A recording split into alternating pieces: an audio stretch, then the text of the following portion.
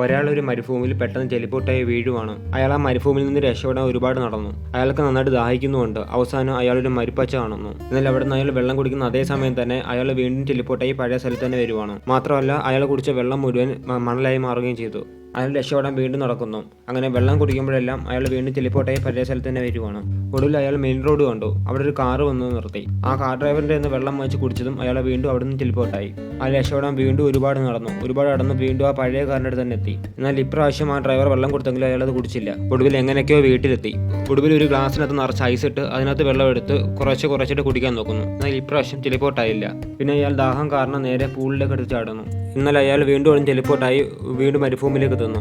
ഒടുവിൽ അയാൾ വീണ്ടും അവിടെ നിന്ന് രക്ഷപ്പെട്ട് ഒരു തെരുവിലിരിക്കുവാണ്. അപ്പോൾ ഒരു സ്ത്രീ ഒരു പട്ടയം കൊണ്ട് പോകുന്നു. അപ്പോൾ അയാൾ ആ സ്ത്രീയെ അടുത്ത് കുറച്ച് വെള്ളം ചോദിക്കുന്നു. എന്നാൽ അവരത് കൊടുക്കുന്നില്ല. അത് പട്ടിയെ കുളിപ്പിക്കാൻ വേണ്ടി എന്ന് പറയുന്നു. അതേസമയം തന്നെ ആ സ്ത്രീ അവിടെ നിന്ന് ടെലിപ്പോർട്ടായി നേരെ മരുഭൂമിയിലേക്ക് പോകുന്നു. അങ്ങനെ അവന്റെ ശവം ആ സ്ത്രീയിലേക്ക് പോകുന്നു. ഇവിടെ ഈ കഥ അവസാനിക്കുന്നു. അപ്പോൾ കഥ ഇഷ്ടപ്പെട്ടാൽ നിങ്ങൾ ഈ വീഡിയോ ലൈക്ക് ചെയ്യുക, ചാനൽ സബ്സ്ക്രൈബ് ചെയ്യുക. പിന്നെ അടുത്ത വീഡിയോ നമുക്ക് വീണ്ടും കാണാം.